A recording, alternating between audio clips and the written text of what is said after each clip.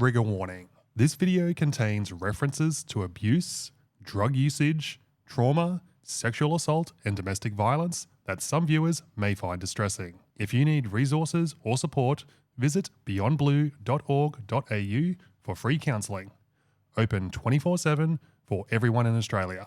Visit Lifeline for 24-hour crisis support on lifeline.org.au for confidential information, counselling, and domestic abuse support. Call 1-800-RESPECT or visit 1800respect.org.au. Please proceed with caution and exercise self-care. So going the extra mile is something that we really love to push in our office. So we've got a really, really good team. I'm the team leader for our South Brisbane office. Wonderful. And I'm kind of 2IC to our head of department. So I assist him with our Victoria and New Zealand branches as well. So the extra mile is something that we really try and unpack and push in our Brisbane office, and it makes for good stories at the end of the day with our colleagues. You're listening to Property Investor Tales, stories from the front yard. Here's your host, Tabitha Bright. Hello and welcome to Property Investor Tales, stories from the front yard, where I get to speak to property investors from around Australia about their investing journey. My name's Tabitha Bright and I'm the head of coaching here at Positive Real Estate, where we help people build wealth through property. With over 8,000 clients across Australia and New Zealand, there are some incredible stories to tell, which hopefully make your investing journey that little bit easier and will inspire you along the way. So my guest today is Kaila Brooks. This young lady takes us on a personal journey of the trials and tribulations of property managers in the day-to-day role of dealing with not only tenants, but the owners and everything else in between. So join me and enjoy this conversation with Kayla. Hey everyone, good to be back. Tabitha here with our next podcast episode. So I have Kayla with us. Kayla is a career property manager. She's part of our 6-star team here at Positive Real Estate under the banner of R&W. And I'm super pumped to have Kayla here. So welcome to the podcast, Kayla. Thanks, Tab. Thanks for having me. I'm super pumped to be here and explore what we're going to unpack today. We are going to unpack a fair bit. Kayla's a bit of a local legend here at Positive Real Estate. She's been sharing recently her day in the life of a property manager, and it had the greater company in stitches along with some photos. So it was a very entertaining ride to get to see what you go through in your day, Kayla. So I'd like to start off at the beginning. How did you get into property management? How long have you been in property management? In January, I would have been in the industry for 7 years. I kind of got into it by accident. Like all good careers. Yeah. One of my friends referred me to his work for an interview when I was looking for a job, and I did an interview with the company at the time, and I got the job the next day. Oh, fantastic. And what attracts you to property management? I like the fact that every day is not the same day. So you deal with such diverse people and such extreme days from one end to the next. So for me, I just like the unpredictability of it. Well, judging by your day in the life of, it certainly was unpredictable. And so tell me a little bit about what you do for our clients. And I know you guys, one of the values, Positive Real Estate, we have our set of company values, and one of our values is going the extra mile. And I believe this is something that you guys hang your hat on. So tell me a little bit about that. Yeah, so going the extra mile is something that we really love to push in our office. So we've got a really, really good team. I'm the team leader for our South Brisbane office. Wonderful. And I'm kind of 2IC to our head of department. So I assist him with our Victoria and New Zealand branches as well. So the extra mile is something that we really try and unpack and push in our Brisbane office, and it makes for good stories at the end of the day with our colleagues. And you were sharing some recently, like what's an example of going the extra mile? Yeah, sure. We had an owner recently. He just got married. So if you're listening, Daniel, congrats, Daniel and Dora.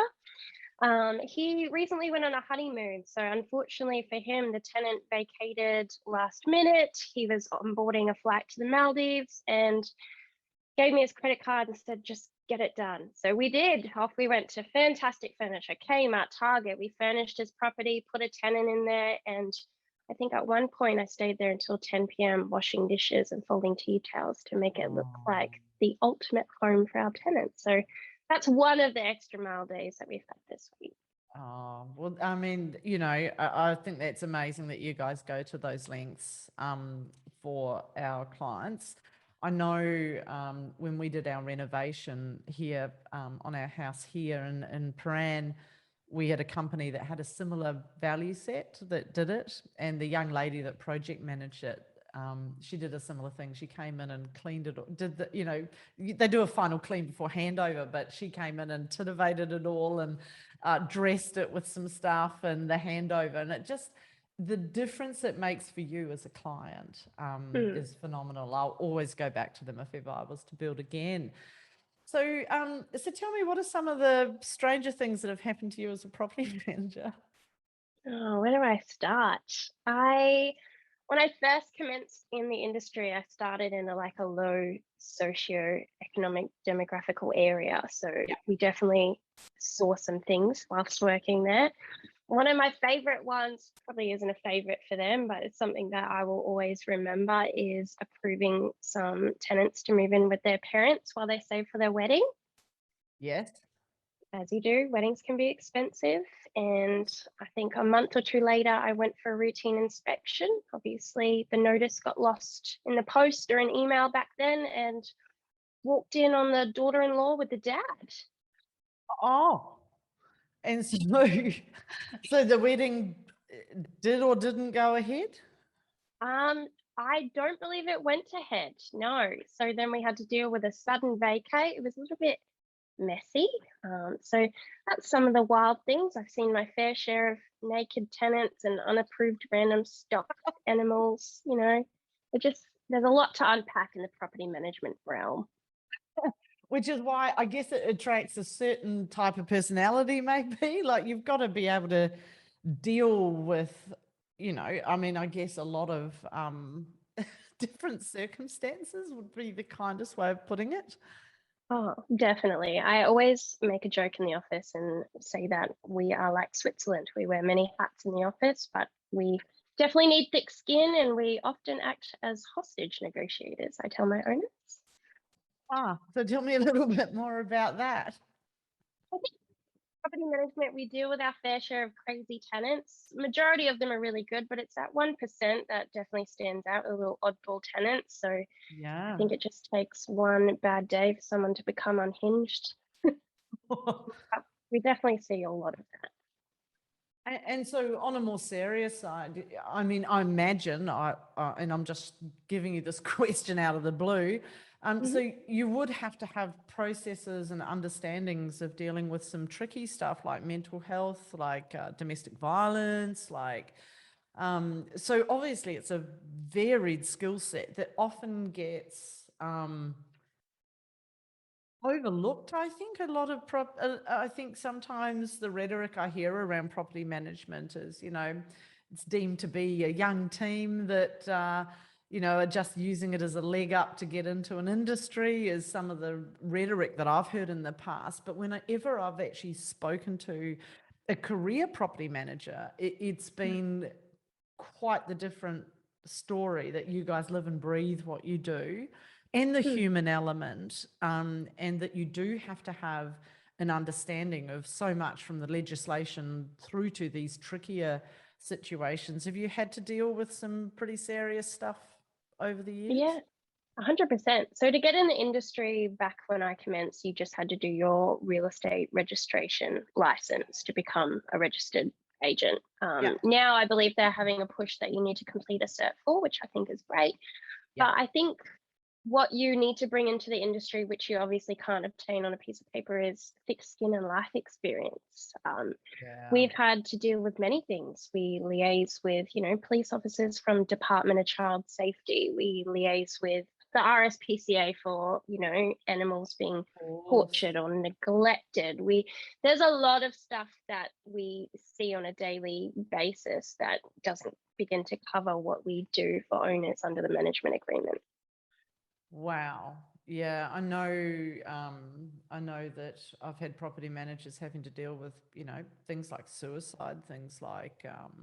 Yep, I've had one of those. Right. Okay. So how do you manage that? Like, how do you let go of your day? What makes you a successful property manager?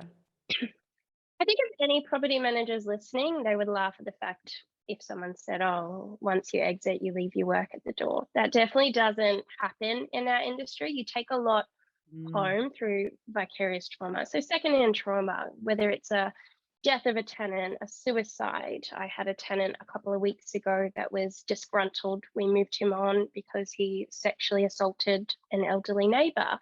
And he was so Wow. angry that we moved him out. He had murdered all of his fish from the front yard and cut the heads off all of his birds. And, tenants like that, they're perfect on paper. You never have a single issue. This tenant had lived there for 4 years, 5 years, and then just a sudden change. So I think for that, we definitely experience a lot. So it makes all the difference when you have a really, really good team. And I think the benefit for my office particularly is we are given free psychology and counselling sessions as part of our employment. That's fabulous. Yeah. It's interesting to hear you say what you guys deal with because, I mean, I've had some interesting experiences with tenants over the years, but, nothing that I've actually experienced one-on-one. And I've had so many clients of mine come to me over the years and say, oh, I don't want to pay a property manager. I'm sorry, I'm going to cough. I've got a little bit of hay fever. I'm just going to mute myself for 2 seconds.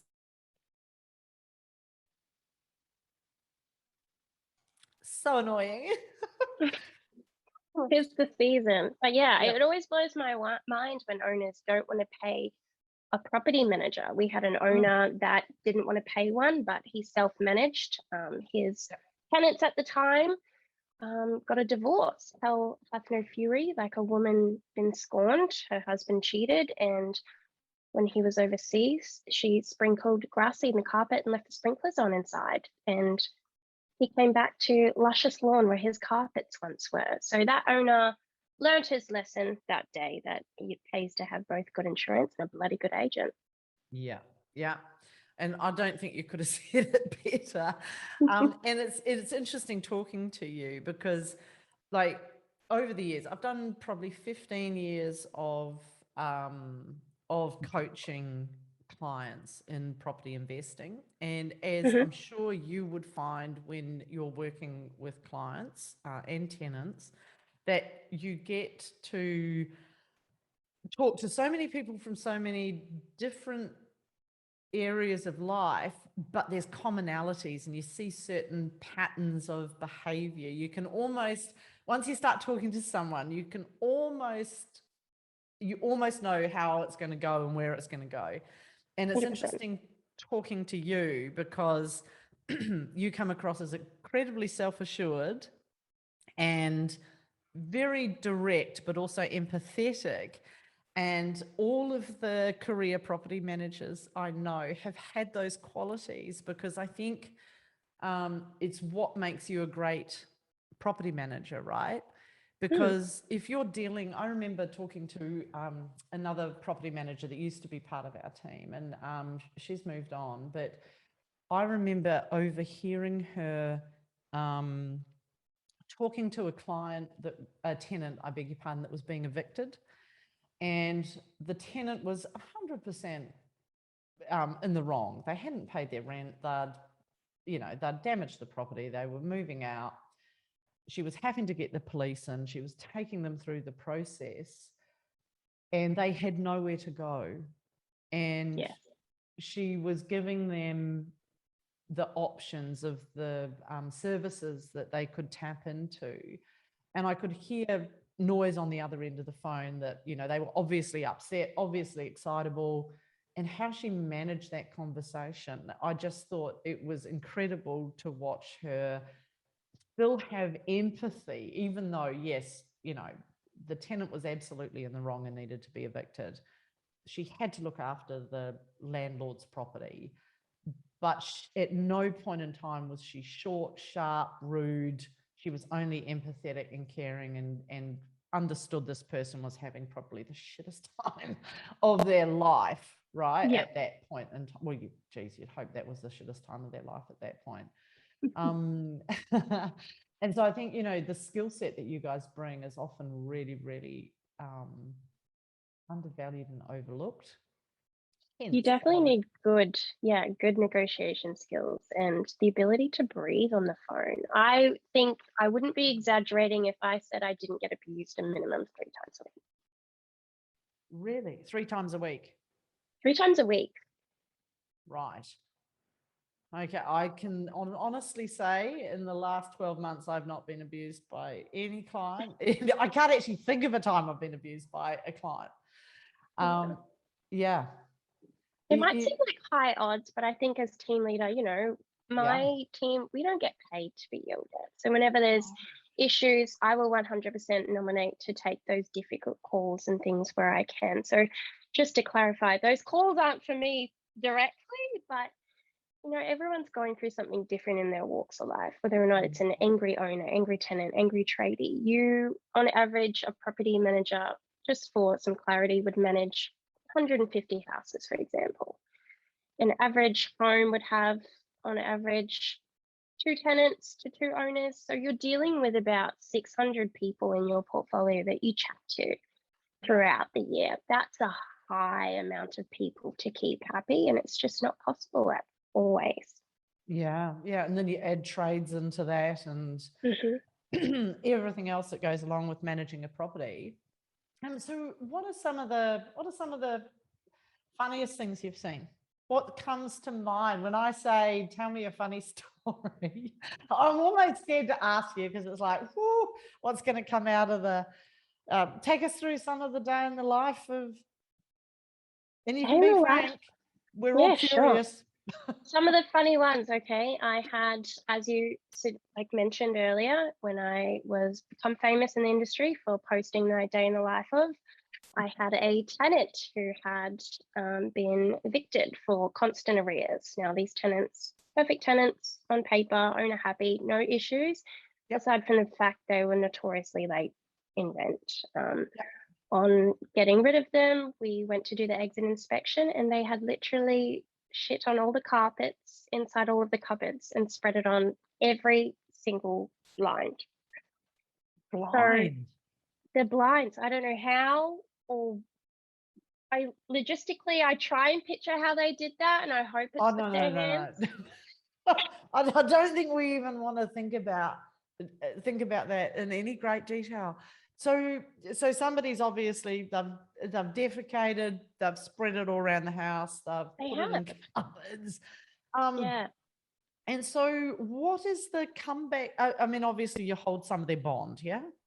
Yeah, but bond, when you look at it, it's almost like a forensic clean, because with feces comes disease. So we had to rip up the carpet, scrub the walls, bleach everything. The property sat vacant for 2 to 3 weeks while we conducted such extensive repairs, and less COVID, everything's delayed, isn't it?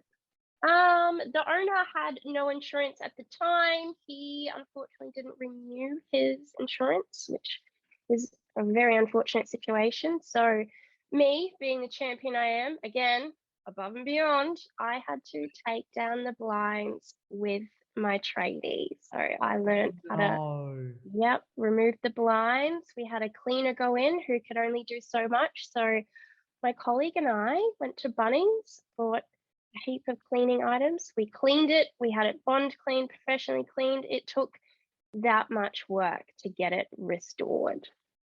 Right. So going above and beyond.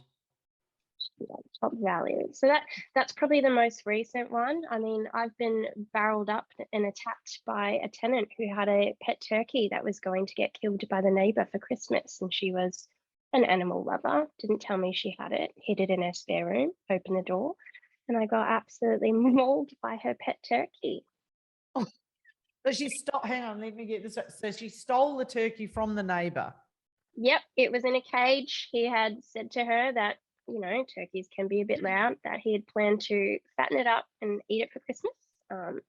her being the good advocate she was, broke in overnight, stole the turkey, put it in her house, because if you put it in the yard, I guess you'd snatch it back, and failed to mention that, hoping I wouldn't notice. Went into You opened her the door and got attacked by a turkey. turkey. Now I have an irrational fear of anything with feathers. Yeah. They can be, honestly, I've been attacked by a rooster. They can be pretty fucking nasty. Excuse the They French. are. They got very sharp claws and beaks too. Yeah, they do that thing like when they jump at you. Have you had that? They jump at you and their claws come. And so, all right, so you've been attacked by a turkey. And I saw one of our team has a rental property and the tenant has a pet pig they discovered. Yes, I saw that as well. I think new legislation, tenants know that, they can now have pets within reason, and they're just running with it. He had a pet pig inside his house, and it wasn't a miniature pig, just to clarify. This thing was, it was pretty chunky. He was well fed. I do like pigs, but it was a big pig. What else? Oh, there's so many things to unpack. I had a tenant. Okay, here's my favorite story. Okay, tell me your favorite story. First year into the industry, and I had a tenant rock up into the office, and she was bleeding, very, very disheveled, very upset. And I thought, oh my goodness, what's happened to this poor lady?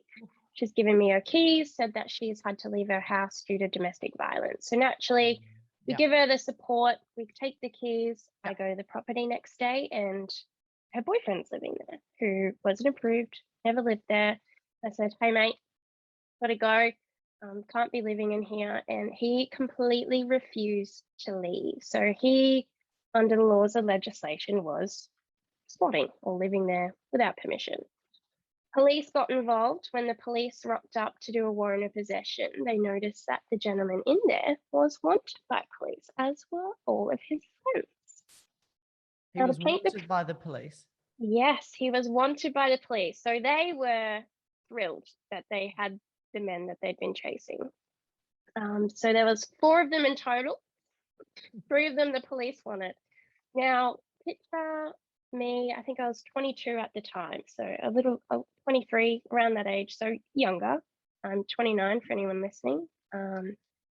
All of a sudden, there are paddy wagons everywhere. Now, this is a gated complex, 1 road in, 1 road out. These gentlemen have locked the doors, all of them, and the windows. Police are there, and little me, my locksmith rocks up, ready to change the locks. And when I say the shit that unfolded next, I was not ready for it. And they don't teach you this when you become a property manager. What happened? We were standing at the front, police trying to negotiate him, get him out, move him on. We're going to change the locks, call it a day. Well, 4 hours later, we're trying to get them out. And I thought, I should probably go home. I didn't know what else I could possibly do. They finally get on their motorbikes. These people break out of the house at the back, get on their motorbikes and start running around. One tries to run me over in the street. The police officer throws me in the bush, try to keep me safe and get me out of the road.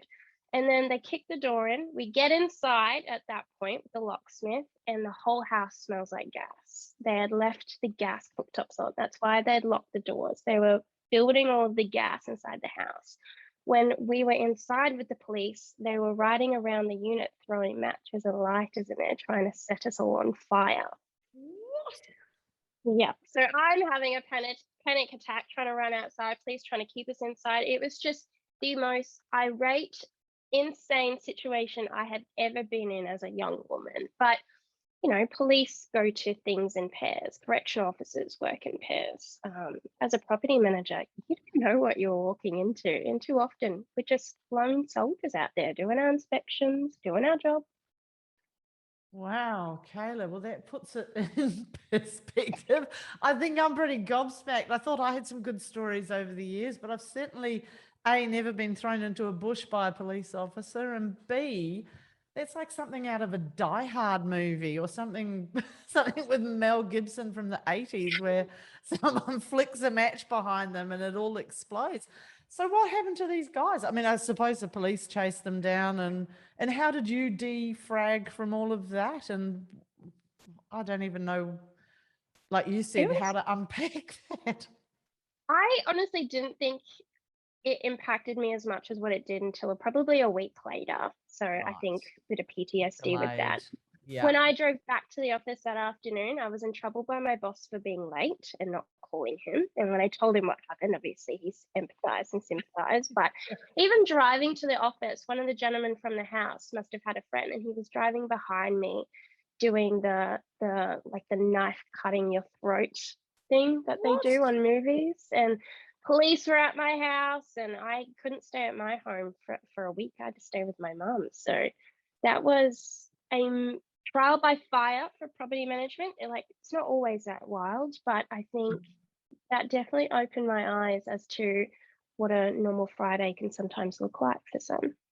Wow. And I guess people will just come back to how on earth did they get the property in the first place? But from what I'm hearing, the girlfriend had the lease and she was probably pretty kosher, and then the guys moved in or something like that. Is that what happened? Yeah, correct. So the girlfriend and him were seeing each other. I'd met this gentleman a couple of times. He was a very nice man. And maybe I'm a terrible judge of character. It's probably why I don't date anymore. But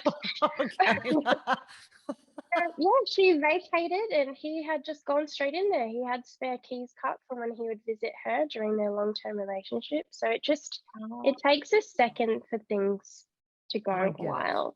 I get it.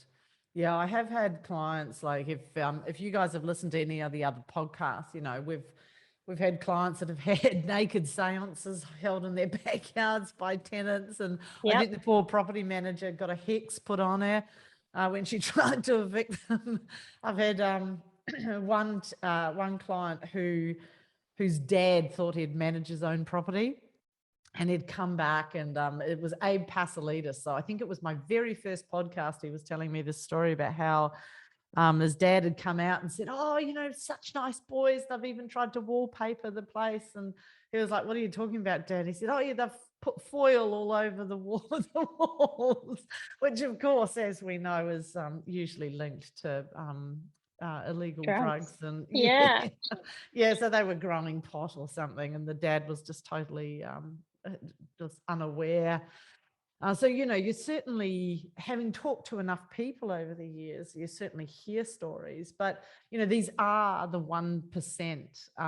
And what Sam and the team do so well is we have what we call our flight to quality strategy, where we're buying, good quality property in good quality areas, usually with a higher income bracket. There are less of these kinds of problems simply due to the fact that people are not under the financial pressure. And so if I was to make broad statements, where people are not fighting to live and to feed themselves, then, we become much better humans. Because we don't have those other pressures. So, and this is where flight to quality and having quality property is so important. So I'm hoping that you have fewer of those challenges, Kayla, in your day-to-day role as we migrate to better and better quality property. Any last words of wisdom? So if you were to meet Kayla, and you were able to meet Kayla from, 10, 15, 20 years ago, what would you say to Kayla from that era that you've learned today? What would be your gift of parting wisdom to young Kayla? I would just tell her to buckle up, Tab. At the end of the day, I wouldn't change anything. I've learnt some of the best life skills, the craziest life skills, as much as I've met some people one stubby short of a six-pack. I've also met some really beautiful humans along the way, some great owners, some empathetic owners. This job can be a bloody thankless job at times, but it could also be really rewarding. A tenant moves in and she's a single lady, and then all of a sudden 3 years later she's married, there's a baby in the house. You see people's lives, little snippets here and there. So I think if I could say anything to myself, it would be buckle up and just remind myself that I've survived 100% of my worst days so far, because sometimes I need that reminder. I like that as a saying. And it's so true. Like, it's easy to get attached to these stories of drama that's affected us, but we've survived, and we've survived 100% of it, which is a phenomenal result when you think about it. Yeah. Well, congratulations. We're glad we've had you on planet Earth for 29 years, you said? 29 years. It'll be 29 30 years. next year. Yeah. Oh, the big 30. So look, we're absolutely thrilled to have you on the team, and folks, you know, to have somebody with Kayla's skill set, with her absolute dogged determination to add value and to go the extra mile. It's just a snippet to the insight of what some of the team go through, some of the stories, but an amazing job, Kayla. And I know you've got lots of incredibly happy clients from Positive Real Estate and R&W. And it's been an absolute pleasure talking with you today. So thank you so much for being on the podcast. No worries, Tab. Thanks for having me anytime. My pleasure. See you soon. Bye for now. Hey, thanks for listening to Property Investor Tales. Remember to subscribe so you get notified every time a new episode drops. As you can guess, I love hearing people's property investor tales. So if you'd like to share yours, then please get in touch with me via email at propertyinvestortales@positivementor.com.au. We would also love your feedback, and I would appreciate a 5-star review over on Apple Podcasts or Spotify. Remember, you can watch all of these podcasts over on YouTube at Positive Mentor or at positivementor.com.au. Until then, take care, happy investing, and bye for now.